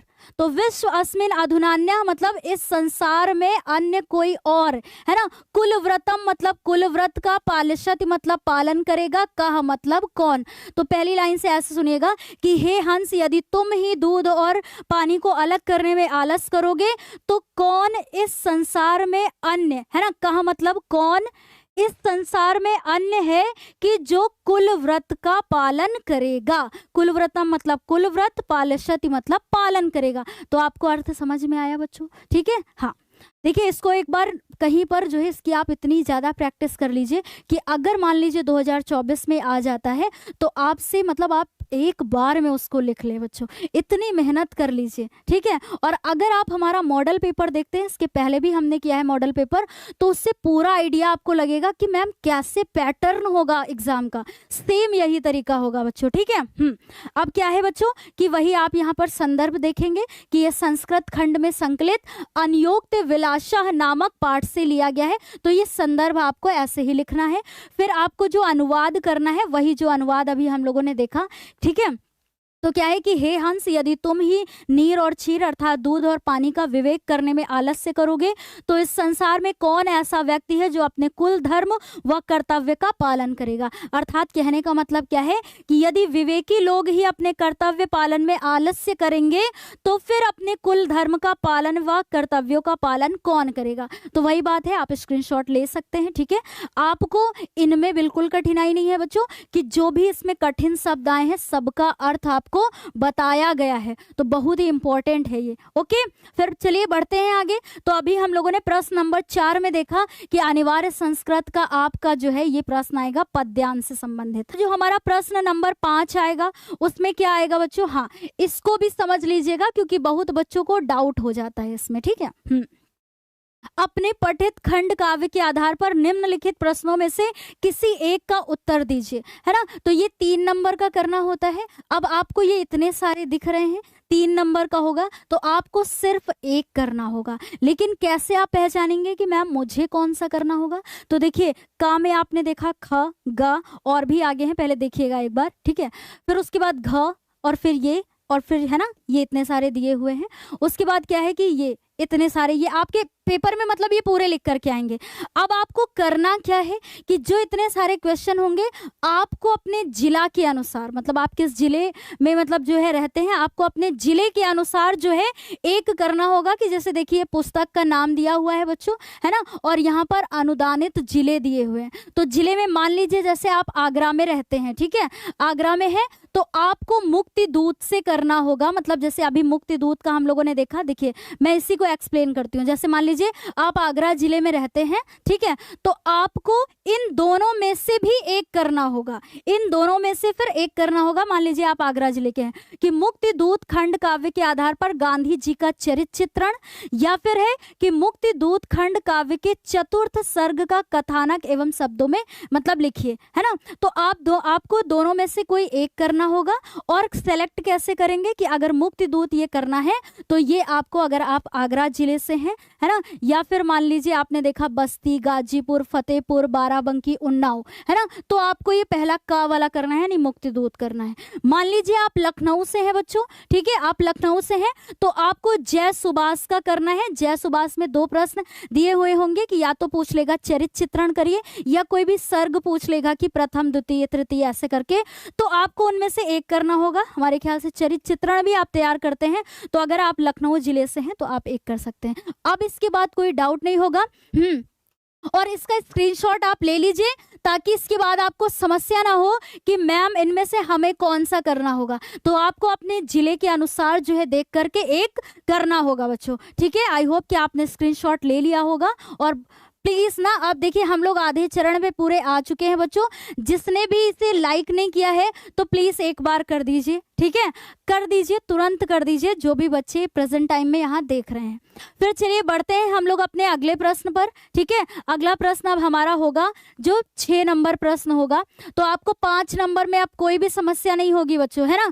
अब 6 नंबर जो प्रश्न होगा कि दिए गए लेखकों में से किसी एक का जीवन परिचय लिखते हुए क्या करना है कि आपको पूरा ये लिखना है। अच्छा, ये 5 नंबर का आता है, एक गद्य से आएगा, एक पद्य से आएगा, ठीक है। तो ये गद्य वाले हैं, इनमें ये इंपॉर्टेंट है, पद्मलाल पुन्नालाल बख्शी जी या फिर जयशंकर प्रसाद या आचार्य रामचंद्र शुक्ल, 5 नंबर का आएगा।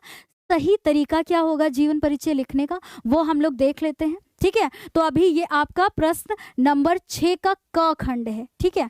हाँ, तो जब भी आप एग्जाम में लिखेंगे बच्चों तो एक फ्लो चार्ट में देखेंगे कि मान लीजिए आप पद्मलाल पुन्नालाल बख्शी का करते हैं तो आप सबसे पहले नाम लिखेंगे, ठीक है। फिर जन्म लिखेंगे इनका 27 मई 1894 ईस्वी। जन्म स्थान क्या है, जबलपुर के खेड़ागर नामक स्थान पर इनका जन्म हुआ। फिर उसके बाद पिताजी का नाम क्या था बच्चों, पुन्नालाल बख्शी। तो पद्मलाल पुन्नालाल बख्शी जी के पिता का नाम पुन्नालाल बख्शी, ओके। आगे से पद्मलाल हटा देना है, पुन्नालाल बख्शी इनके पिताजी हैं। बहुत आसान है याद करना।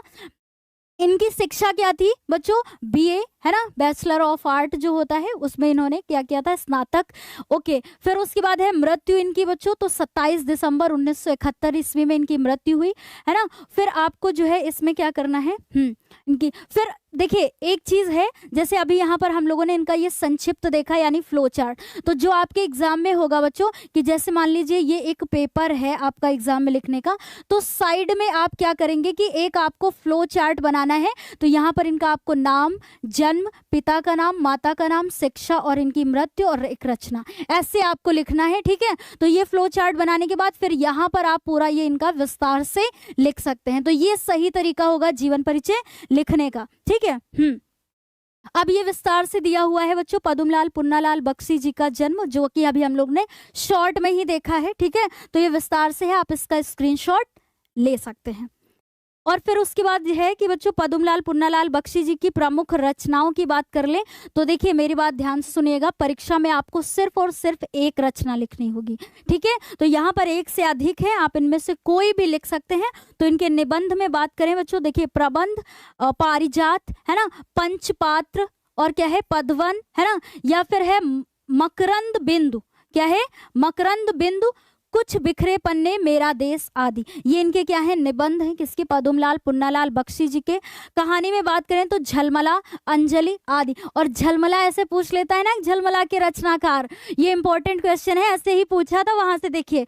तो झलमला के रचनाकार आपको तुरंत बताना है कि मैम पद्मलाल पुन्नालाल बख्शी जी का है, ठीक है। तो एक कोई रचना आपको सिर्फ और सिर्फ एग्जाम में लिखनी है, कोई एक रचना लिखनी है, ठीक है। तो निबंध देखिए हम लोगों ने,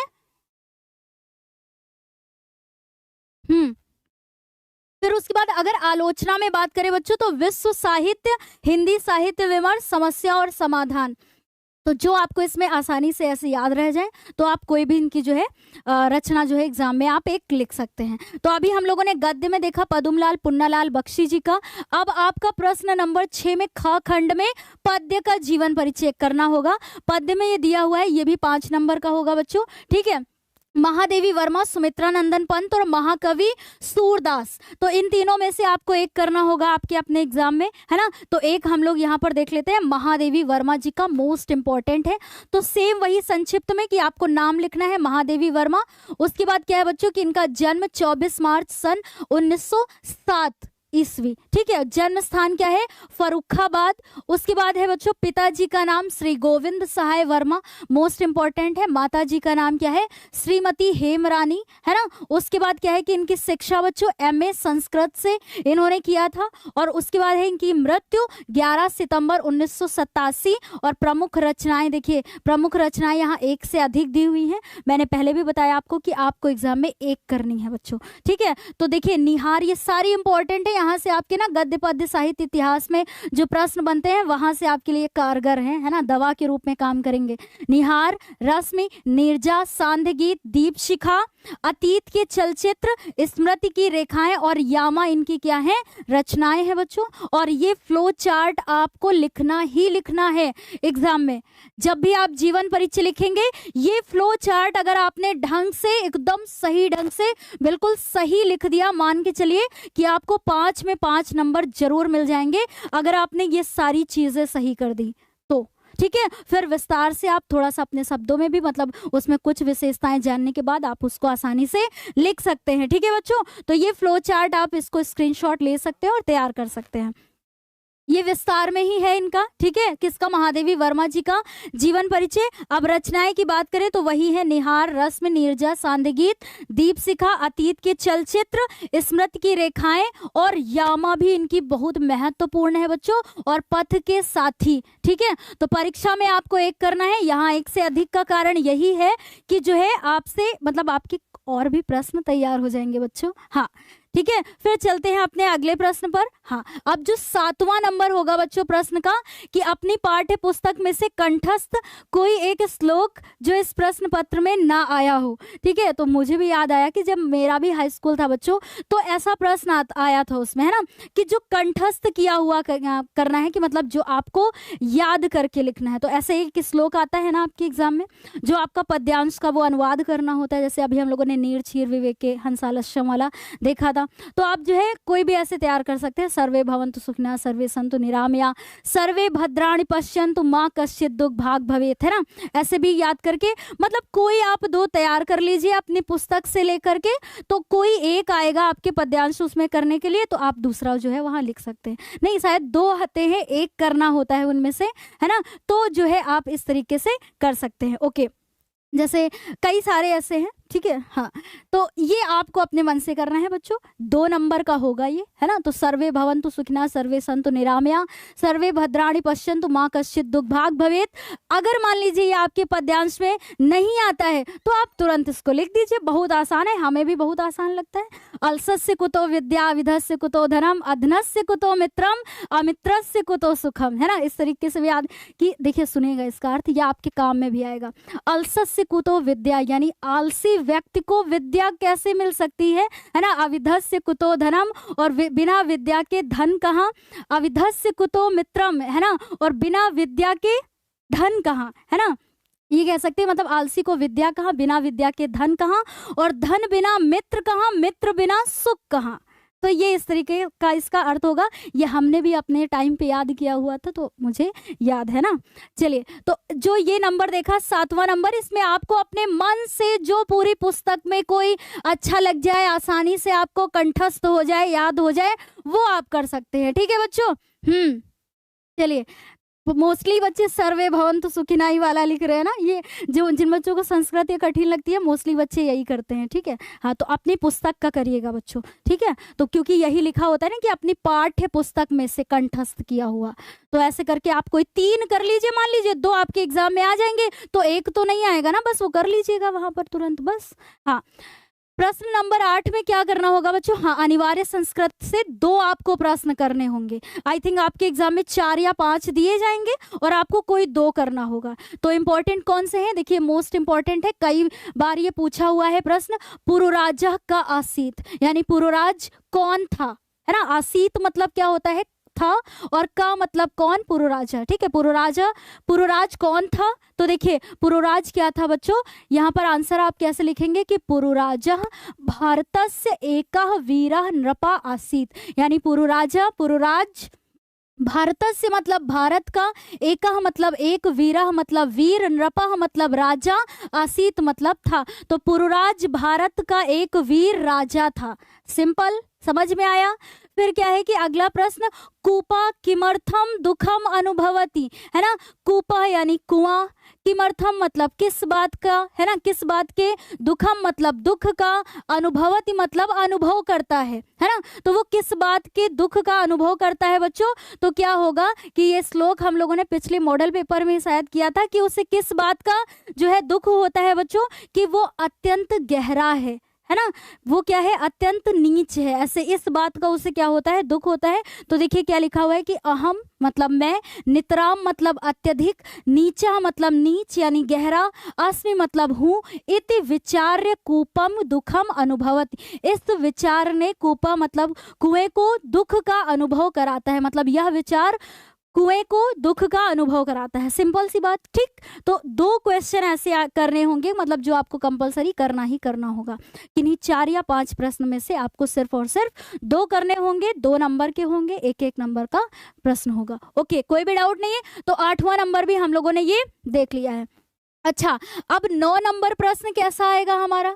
9 नंबर में आएगा मैम कि जो है निबंध, ठीक है? तो ये 7 नंबर का आएगा। ये आपका जब सिलेबस में परिवर्तन हुआ था बच्चों, तो ये जो है संख्या इसकी इतनी रखी गई है, मतलब जो इसका अंक है वो 7 नंबर का है।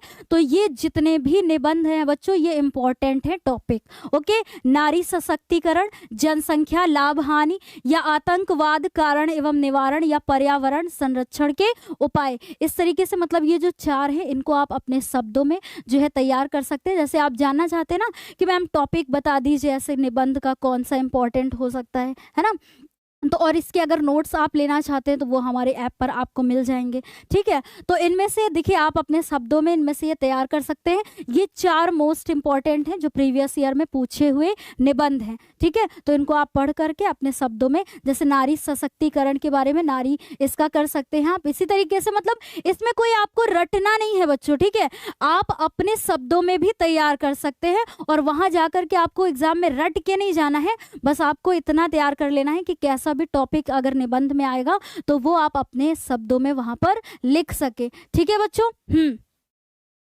फिर है अगला जो प्रश्न है हमारा बच्चों कि अपने प्रधानाचार्य को संबोधित करते हुए एक प्रार्थना पत्र लिखिए जिसमें अस्वस्थ होने के कारण एक दिन का आकस्मिक अवकाश मांगा गया हो। ये 4 नंबर का, मतलब ऐसे जरूरी नहीं है कि यही आ जाएगा बच्चों, बस आपको मतलब ये ध्यान में रखना है कि ये 4 नंबर का आएगा।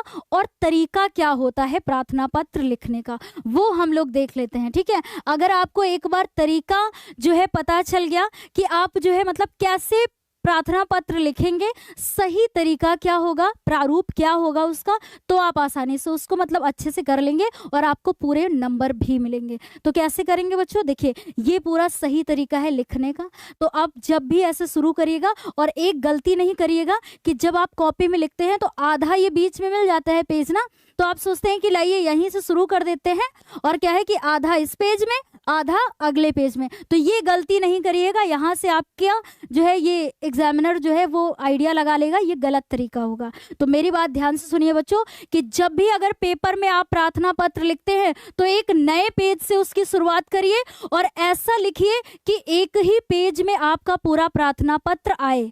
ऐसा नहीं कि आधा इधर और आधा जब पीछे बढ़ाएंगे तो आधा वहां मिलेगा, ये गलत तरीका होगा, ठीक है बच्चों? तो सही तरीका ये ध्यान में रखिएगा। सेवा में, ठीक है? अब जस्ट उसी के नीचे आपको करना है श्रीमान प्रधानाचार्य जी, ठीक है? इसी के नीचे कॉमा लगा के ज्ञानोदय पब्लिक स्कूल, ऐसा तो हम लोगों ने प्रैक्टिस करी थी, तो आप अपने स्कूल का नेम लिखेंगे वहां पर। फिर विषय आपको लिखना है कि किस विषय से संबंधित आप प्रार्थना पत्र लिख रहे हैं, ठीक है? तो अस्वस्थ होने के कारण एक दिन का आकस्मिक अवकाश, और फिर आपको लिखना है श्रीमान जी, ठीक है? और फिर जो है हाँ सविनय निवेदन है कि मतलब अपनी बात को कहेंगे। फिर उसके बाद है बच्चों कि धन्यवाद, यहाँ पर आपको लिखना है, दिनांक डालना है और आपका आज्ञाकारी शिष्य, और आपको अपने परीक्षा में आपका अपना नाम नहीं लिखना है, क ख ग ऐसे करके आप कर सकते हैं।